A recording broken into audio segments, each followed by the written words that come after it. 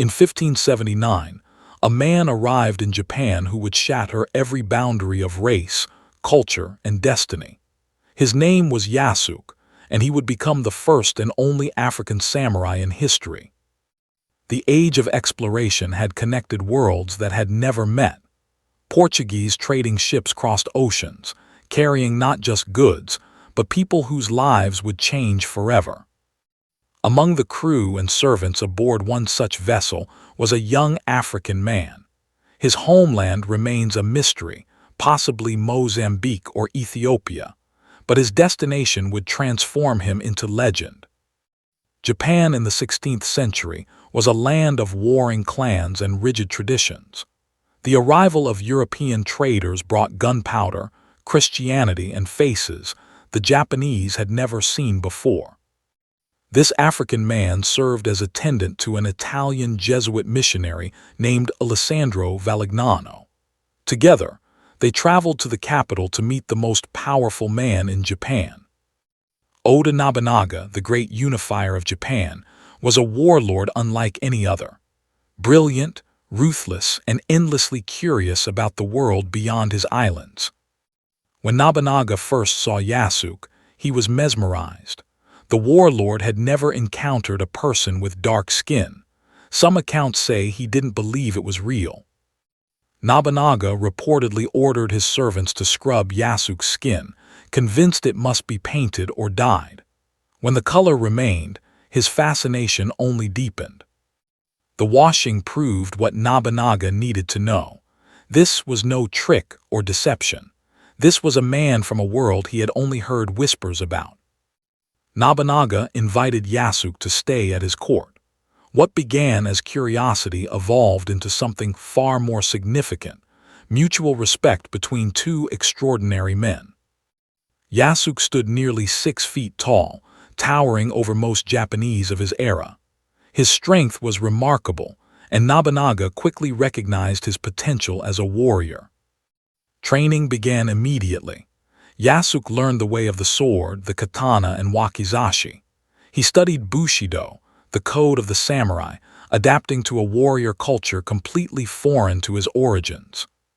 He sparred with Japan's finest warriors. Despite the language barrier and cultural differences, the language of combat was universal. Yasuke proved himself again and again.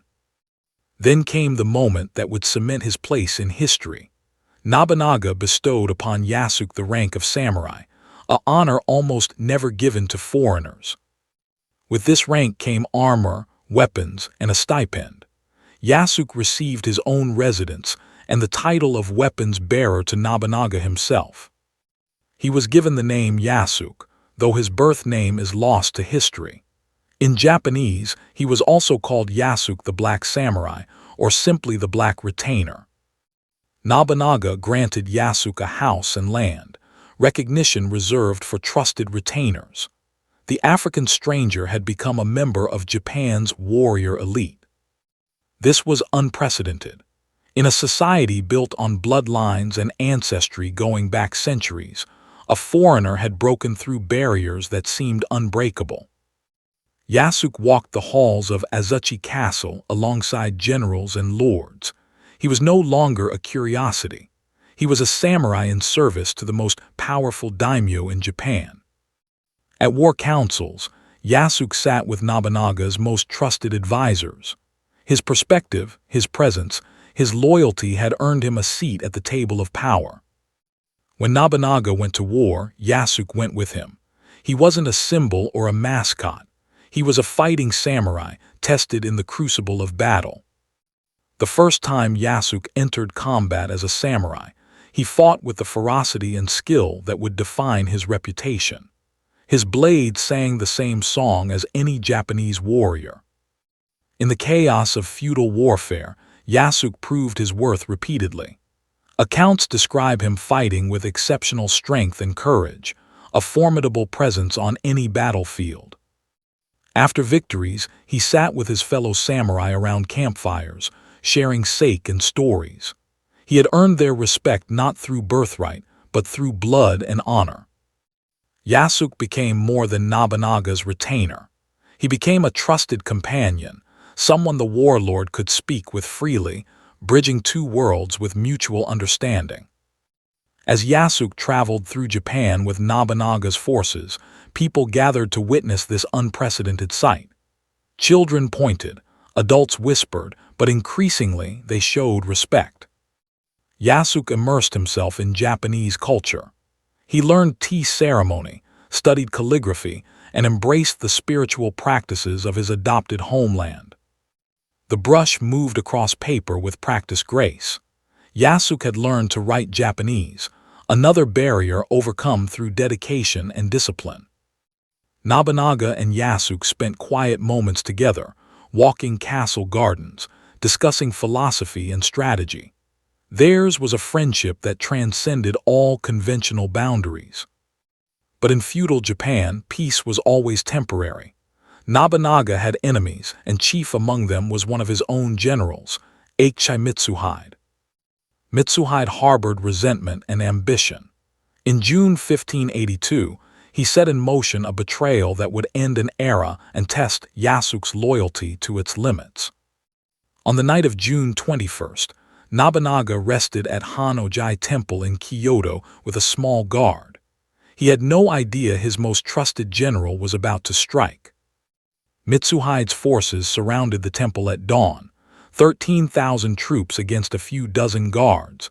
The attack was swift and merciless. Yasuke fought like a demon to protect his lord. Inside the burning temple, he battled wave after wave of attackers, his blade never stopping.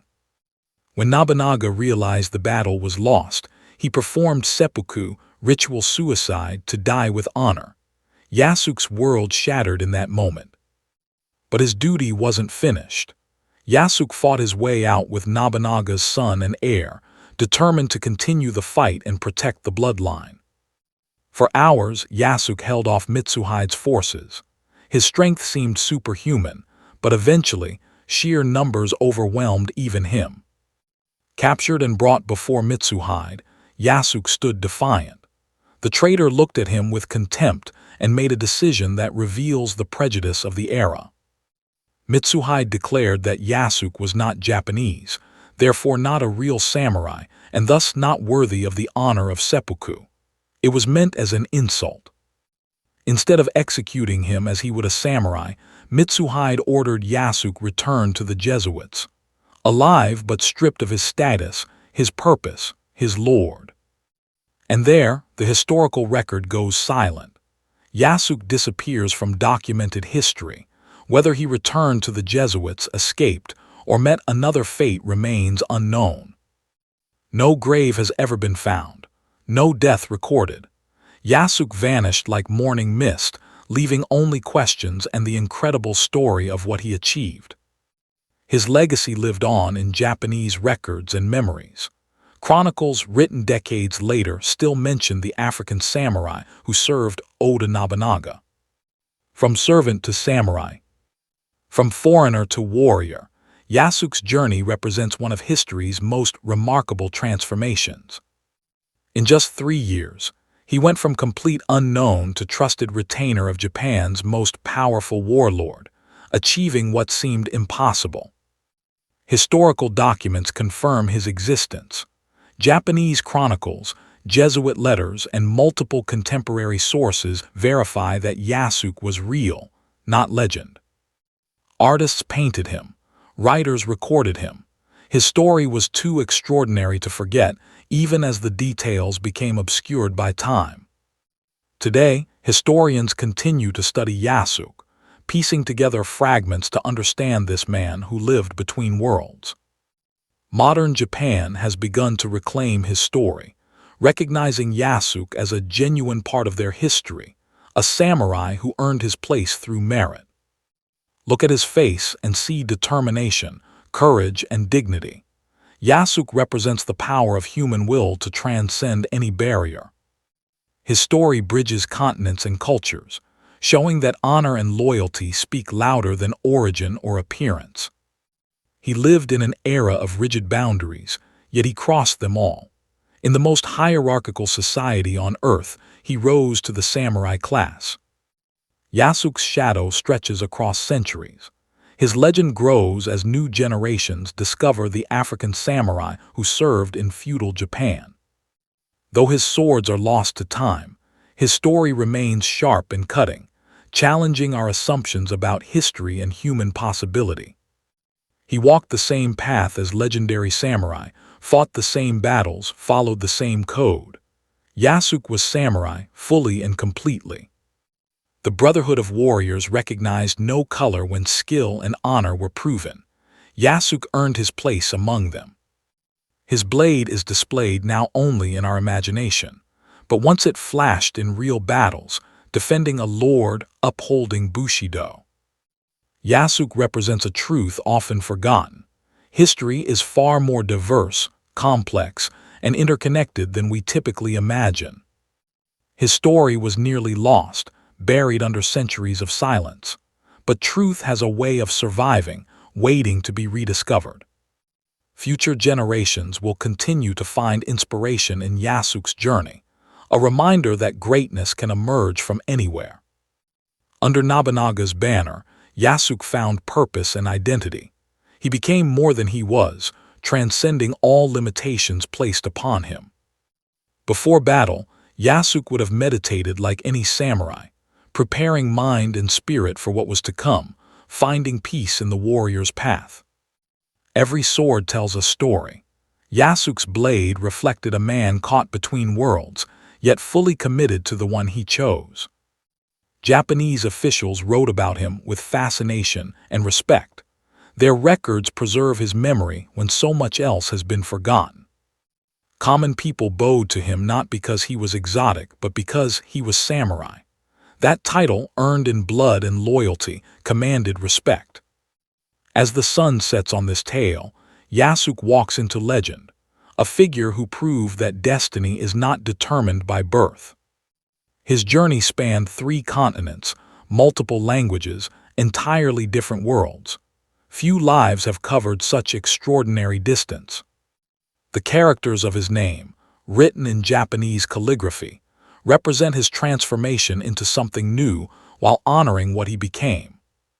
Even now, people leave offerings at shrines, remembering the warrior from far away who became one of Japan's own. In the end, Yasuke's story is not about being African or Japanese, foreign or native. It's about being human and what we can become when given the chance. His legacy rises like the sun over Japan, illuminating a past richer and more diverse than we ever imagined, inspiring a future where anything is possible.